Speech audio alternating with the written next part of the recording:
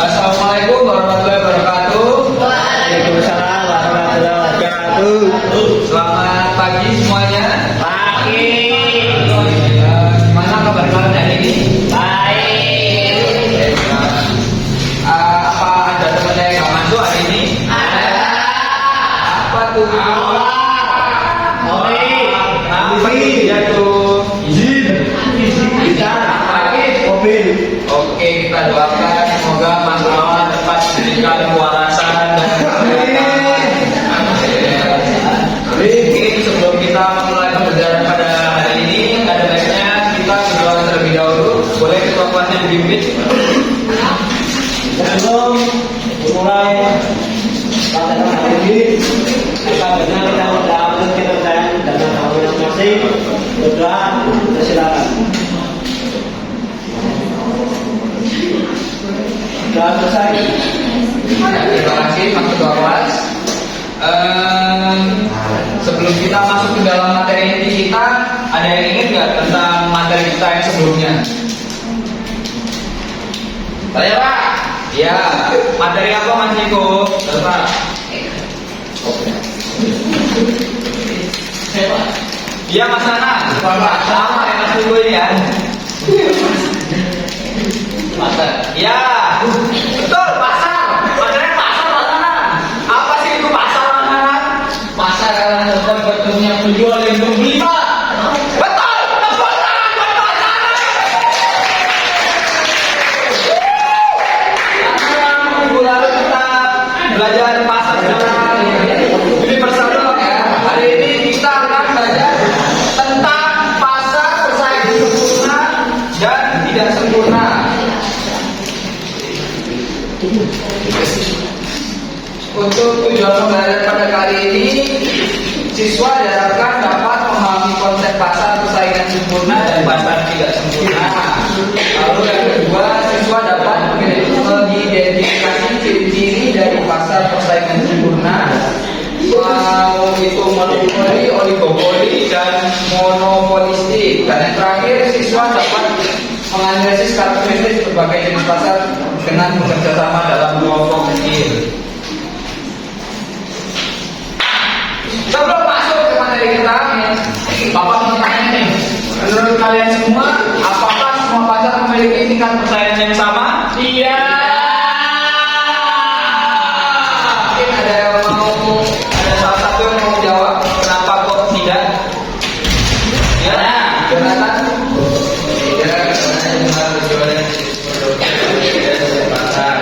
Kencang lagi dong Mas, kurang semangat ya rasanya. Jawabannya tidak, karena jumlah penjual dan jenis produknya berbeda-beda di setiap pasar. Ya, betul. Tepuk tangan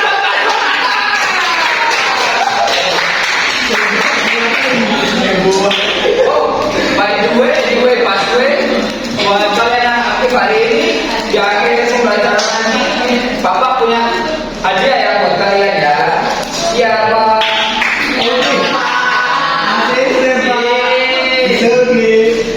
Nah, sekarang kita masuk ke materi kita ya. Apa itu pasar persaingan sempurna? Jadi pasar persaingan sempurna itu adalah pasar persaingan yang struktur pasarnya banyak penjual dan pembeli. Produk yang diperjualbelikan itu homogen atau jenisnya sama. Lalu tidak ada pelaku pasar yang mampu mempengaruhi harga pasar. Jadi harga di dalam pasar tersebut itu rata-rata sama semua dan produknya sama semua.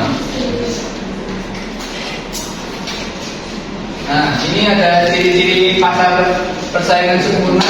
Yang pertama ada penjual dan pembeli sangat banyak. Yang kedua produk homogen atau sama semua. Lalu yang ketiga harga ditentukan oleh pasar atau yang biasa disebut price taker. Dan yang terakhir informasi pasar itu sempurna.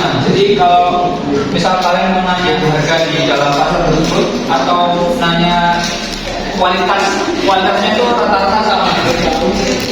Apa sih contohnya? Contohnya itu kayak pasar sayur, pasar buah. Kalau dalam pasar sayur itu kan harga produknya sama semua kan, sayur semua. Lalu penjual dan pembelinya juga banyak.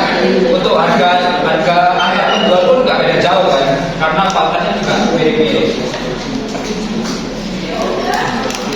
Lalu kita masuk ke dalam pasar persaingan tidak sempurna. Kalau pasar persaingan tidak sempurna itu adalah struktur pasar di mana satu atau beberapa pelaku pasar memiliki kekuatan untuk mempengaruhi harga, baik karena jumlah penjual terbatas, produk tidak mungkin maupun adanya hambatan masuk di pasar. Jadi beda dengan pasar persaingan sempurna. Kalau di pasar persaingan tidak sempurna ini produknya itu beda-beda dan antar penjual itu bisa mempengaruhi harga. Nah, pasar persaingan tidak sempurna ini mempunyai beberapa jenis juga teman-teman ya. Oke. Yang pertama ada monopoli. Sebelumnya ada yang pernah dengar apa itu monopoli? Jenis satu. Ya, boleh Mas Iko. Monopoli itu adalah pasar yang hanya beli satu penjual, Pak. Ya, kurang lebih seperti itu ya. Ini kita akan bahas semuanya bersama ya. Kalau oligopoli, apa sebelumnya ada yang pernah dengar? Pernah. Ya, Mas Rian. Jadi oligopoli itu adalah pasar yang dikuasai oleh beberapa penjual. Betul. Kalau yang terakhir, monopolistik. Iya, kemudian Monopolistik adalah pasar yang jual, Pak. tuh, katakan kita kira-kira kayak gitu teman-teman ya. Nanti biar kalian makin paham kita bedah satu-satu ya. Mulai dari monopoli dulu. Ini monopoli itu ciri-cirinya di dalam pasar monopoli itu cuma ada satu penjual, tidak ada pesaing, harga ditentukan oleh produsen. Hambatan masuk sangat besar karena ada izinnya itu besar, butuh modal besar juga dan butuh regulasi yang regulasi itu lebih ketat dibanding produk lainnya. Dan yang terakhir produknya itu unik atau hanya satu-satunya. Contohnya itu kayak KAI, PLN atau BDAM. Nah, PLN itu kan cuman kita kenal itu kayak satu-satunya penyedia listrik di Indonesia ini kan. Terus nggak semua orang bisa buat perusahaan yang bisa menyediakan listrik kan. Karena itu PLN juga bisa menentukan harganya karena dia cuma satu-satunya di Indonesia ini. Indonesia mas, fokus ya mas ya. Kamu untuk yang kedua ada oligopoli seperti kata Mas Rian tadi. Bedanya dengan monopoli tadi itu kalau monopoli kan jadi cuma satu penjual aja kan yang menyediakan. Kalau oligopoli ini ada beberapa penjual yang besar, namun produknya itu mirip atau bisa dibilang sama. Harganya saling mempengaruhi karena kalau produknya sama, mereka kayak nggak bisa bersaing harga terlalu jauh gitu loh. Dan persaingan promosinya ketat. Dan yang terakhir hambatan masuknya lumayan tinggi. Contoh oligopoli itu yaitu seperti provider kayak Telkomsel, XL dan kawan-kawannya itu. Lalu ada perusahaan mie instan seperti Indomie, mie sedap itu kan produk mie besar kan.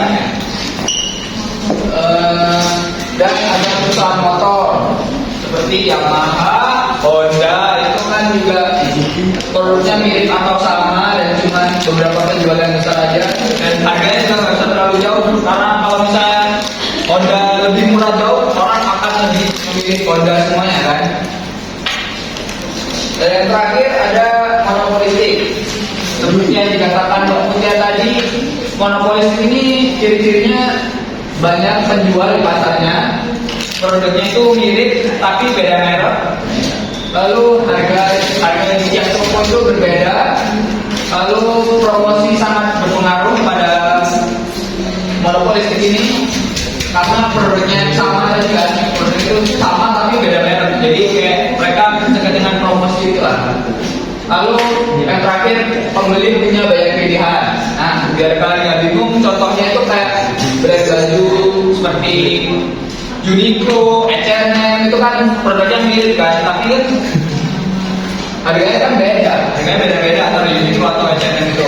Dan untuk promosinya sendiri kalau misalnya orang lebih tahu Bigo, pasti otomatis orang-orang juga akan pilih Bigo. Kalau nggak Putra Bibi.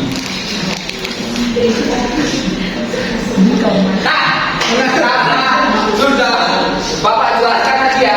Sekarang Bapak akan bagi menjadi 4 kelompok ya. Oke. Silakan kalian diskusikan dengan kelompok kalian masing-masing ya.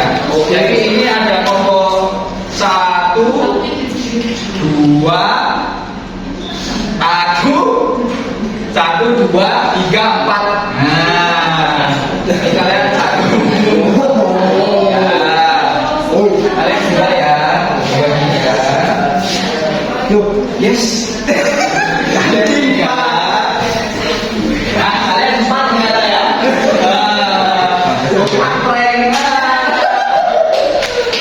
Oke, Bapak beri waktu 180 jam alias 3 menit ya. 3 jam, 3 menit mulai dari sekarang ya. Ya, sudah dikali. Boleh perhatian dibacakan ya. Boleh angkat tangan yang mau angkat tangan, yang mau menjawab, yang mau membantu. Ya, boleh masuk ke kelompok 4. Ya. Diferensiasi produk membuat konsumen boleh berdasarkan selera pengalaman atau identitas beda. Karena tiap produk dalam ini perusahaan memiliki sedikit kekuatan untuk memasarkan harga tersendiri. Nampaknya antara brand berbeda, persaingan lebih fokus pada kualitas dan branding daripada harga, dan yang terakhir konsumen dapat lebih banyak pilihan. Iya, betul sekali. Boleh beri aplaus buat Mas Yoga.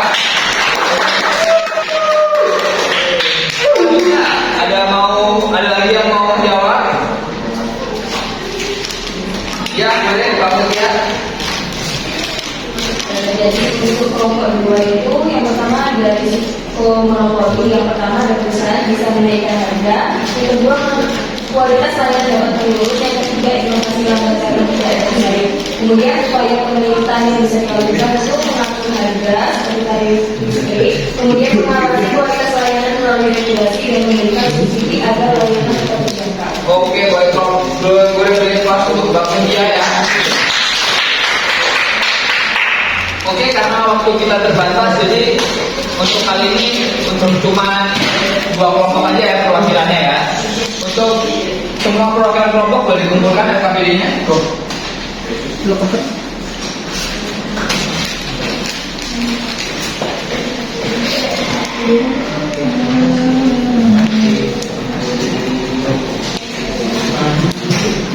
Oke, kita akan masuk ke dalam puncak kegiatan kita. Kalian pasti akan senang nih dengan yang begini-begini ini. Ya, what time is it? Ya, quiz time.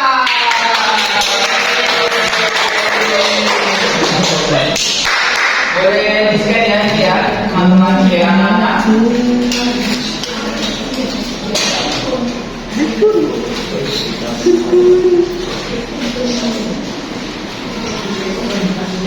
Nah, kali ini waktunya cuma 2 menit ya. Ini cepat, ini akan menguji siapa yang paling pintar di antara kalian. Nanti kalau itu oke, berarti kayak ya maaf ya, kalau pasar.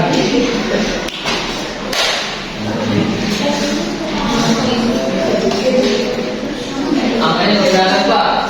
Kan bisa di-scan mas. Nggak ada bawah Pak. Wah, tekan ya.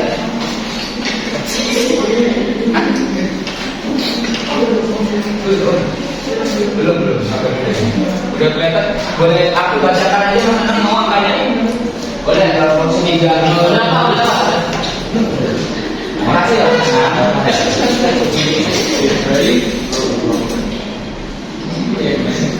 Jadi ini di game ini, di kursi ini tuh kerjaan kalian kayak mengumpulkan uang ya. Jadi banyak uang di antara kalian. Siapakah yang akan sukses buat?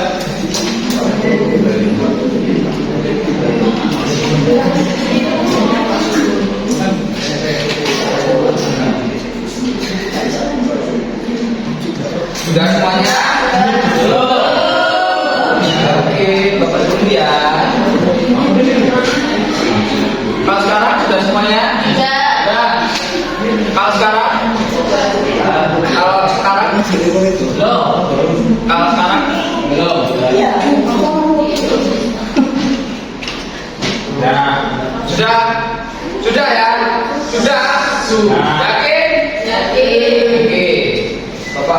mulai ya hari ini ya sekarang ya.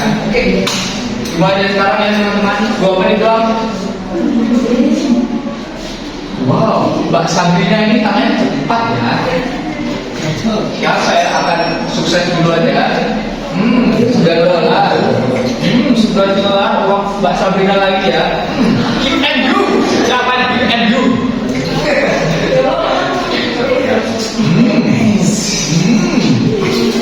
Masih Mbak Sabrina masih memegang puncak masih dingin. Puncak dingin bos. Masih Mbak Sabrina ya. Asal kalian kalah sama Mbak Sabrina. Mbak Sabrina ini masih makannya pacar Dimas sempurna ya.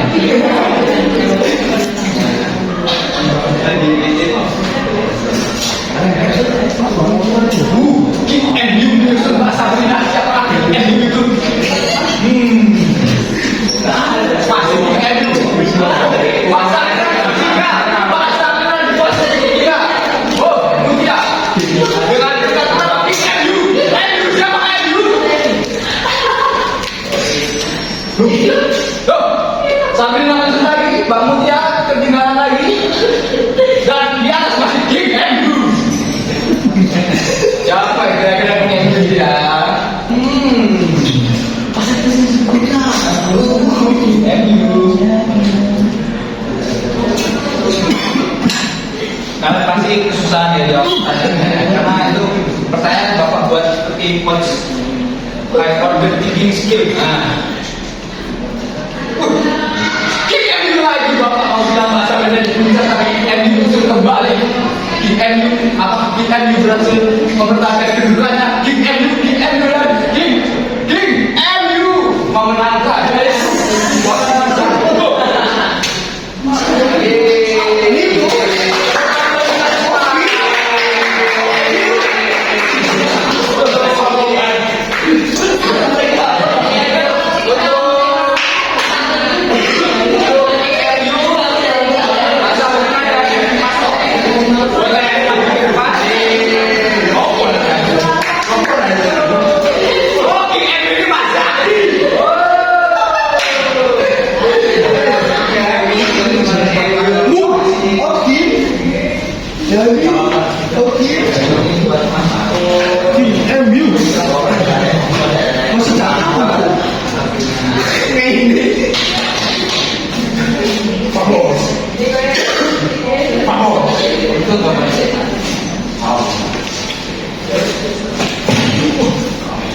Nah, karena kita sudah kuis untuk di akhir pembelajaran kali ini, adakah yang mau bantu memberikan kesimpulan?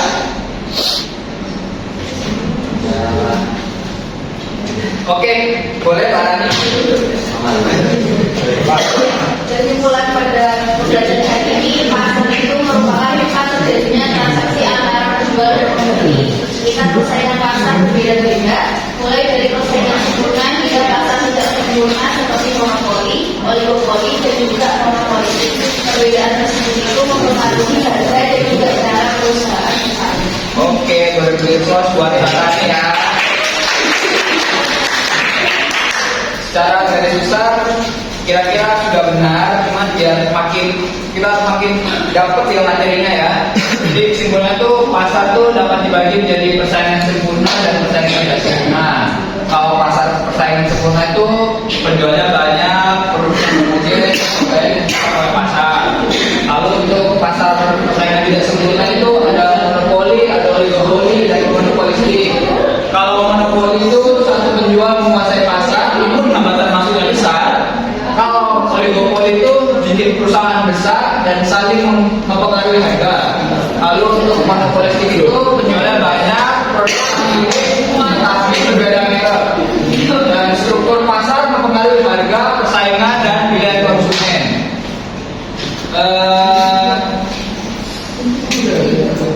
Oke, untuk kali ini Bapak rasa cukup sampai sini. Perasaan kalian gimana hari ini setelah melalui pembelajaran pada kali ini? Di bagian mana yang paling senang? Kuis. Wow, kuis yang dimenangkan oleh King MU tadi ya. Ya, minggu depan Bapak akan adakan kuis, tapi kalian nggak boleh kalah sama King MU ya.